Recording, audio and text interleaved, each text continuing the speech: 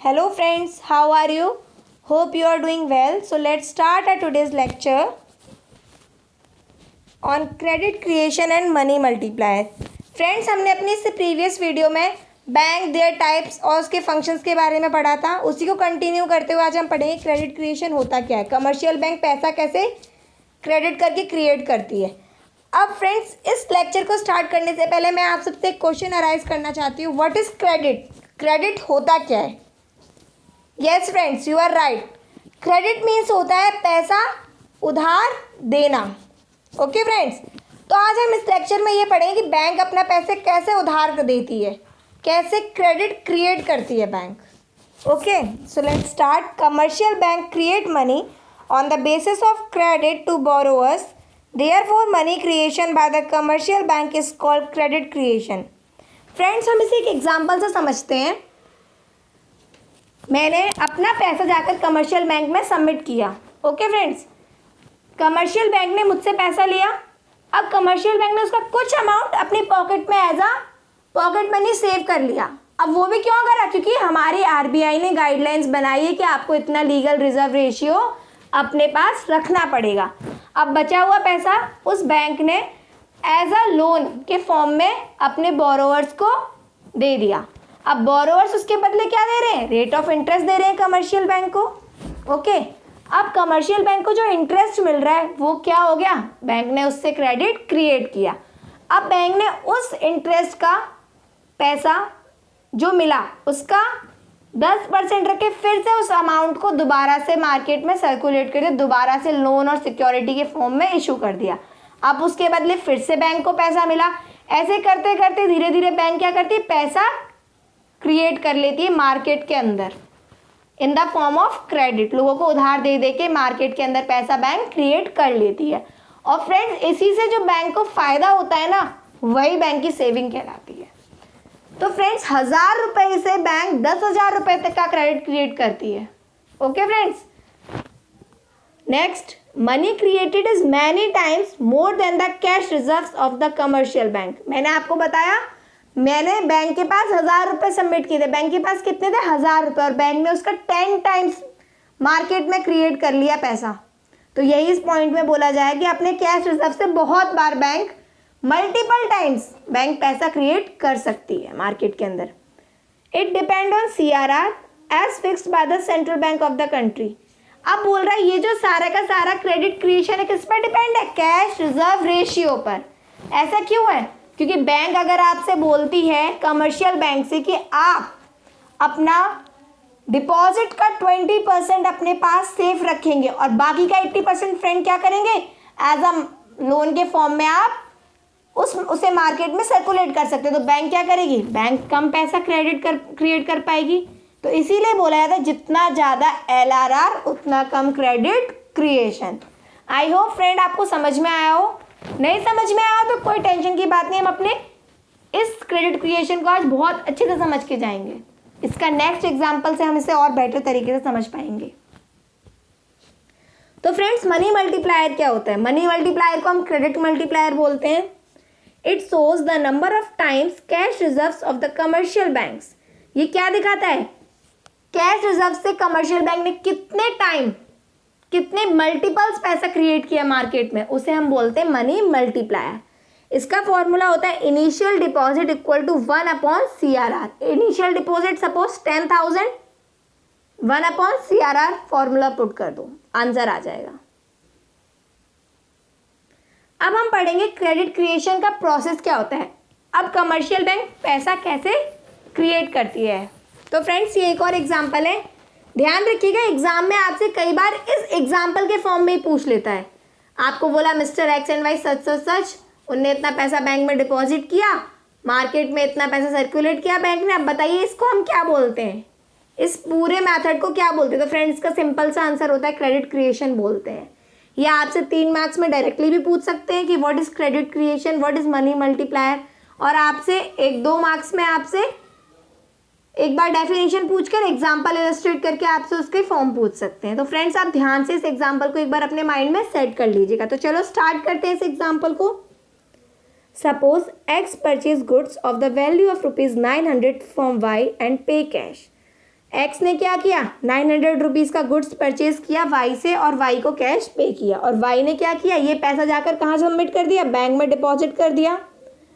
अब बैंक के पास जो 900 रुपये जमा हुए उसका बैंक ने 10% एज अ कैश रिजर्व अपने पास बचा कर रखा, और बाकी का 810 क्या करा, दूसरों को लैंड दे दिया as a form of loan. तो फ्रेंड्स ये जो लोन दिया इससे क्या हुआ, क्रेडिट क्रिएट हुआ मार्केट में। ये ऐसा बैंक तब तक करेगी जब तक कि उसका इनिशियल डिपॉजिट कितना है ना दोबारा से कलेक्ट हो जाए, 900। तो फ्रेंड्स जब भी आपसे ये पूछे क्रेडिट क्रिएशन का प्रोसेस तो आप प्लीज़ बैलेंस शीट जरूर बना के आइएगा। अगर आप बैलेंस शीट बनाते हैं तो चेकर को ये लगता है कि हाँ इस बच्चे को इस टॉपिक के बारे में बहुत अच्छे से नॉलेज है, इसने बहुत डीपली पढ़ा है, तो आपके मार्क्स कटने का तो कहीं नाम ही नहीं होता है। फ्रेंड्स क्रेडिट क्रिएशन की लिमिटेशंस भी होती है कुछ। पहला होता है amount of cash. The power to create credit depends on the cash reserve received by banks. If banks receive more cash, they can create more credit. बोल रहा है अगर बैंक के पास ज़्यादा पैसा होगा तो बैंक क्या करेगी, ज़्यादा क्रेडिट क्रिएट कर सकेगी, और अगर बैंक के पास पैसा ही नहीं होगा तो बैंक क्रेडिट कहाँ से क्रिएट करेगी। तो इसलिए सबसे पहले जरूरी है कि बैंक के पास ज़्यादा से ज़्यादा पैसा हो। Next is cash reserve ratio. All deposit can not be use for credit creation. Bank must keep certain percentage of deposit in cash as reserve. मैंने अभी आपको बताया था कि सारा का सारा डिपॉजिट बैंक यूज़ नहीं कर सकती है क्रेडिट क्रिएशन के लिए। बैंक को उसका कुछ पार्ट हमेशा अपने पास as a pocket money save करके रखना पड़ता है। Third, the banking habits of the people. The loan advance to a customer should again come back into banks as a primary deposit. अब क्या है, बैंक ने पैसा तो लोन पे दे दिया, ये ज़रूरी है कि लोन देने वाला हमेशा पैसा टाइम पे पेमेंट करता है, हमेशा उसकी इंटरेस्ट टाइम पे पेमेंट करता है?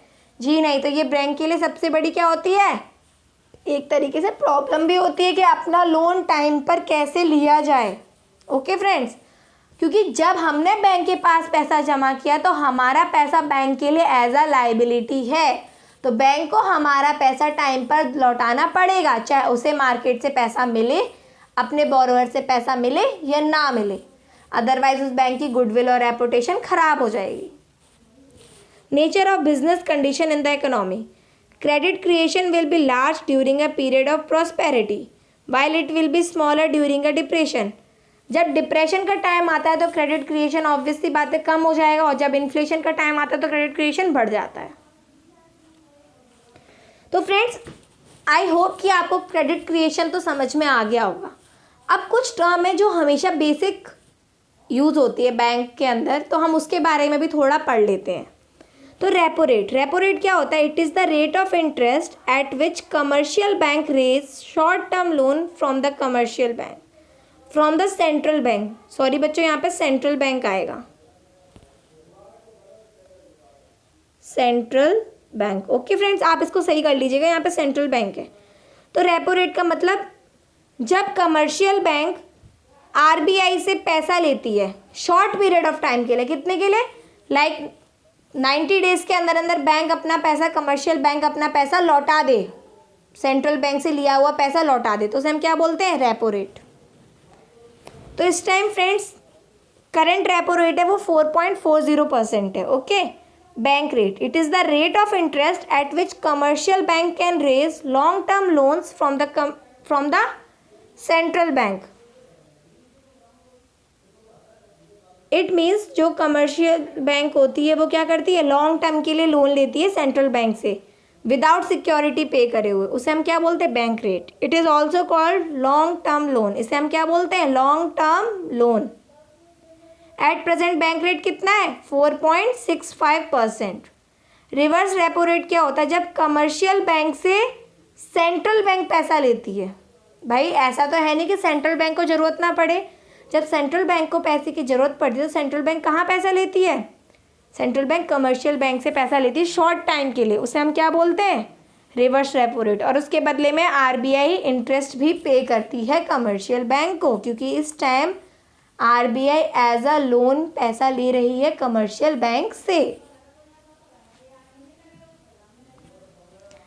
अब फ्रेंड्स लीगल रिजर्व रेशियो क्या होता है, it is the percentage of total deposit which are required to maintain by each commercial bank. ये मिनिमम परसेंटेज होता है जो हर एक बैंक को अपने पास डिपॉजिट करके रखना पड़ता है. It is legally compulsory for the banks to keep a certain fraction of their deposit as revenue, which is known as legal reserve ratio.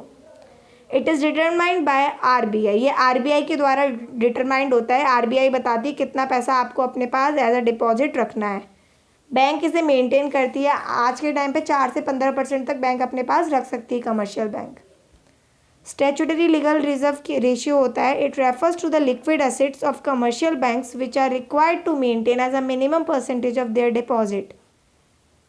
Commercial bank को लिक्विड एसेट की फॉर्म में, like gold के form में, securities के form में अपने पास पैसा liquid asset की फॉर्म में रखना पड़ता है.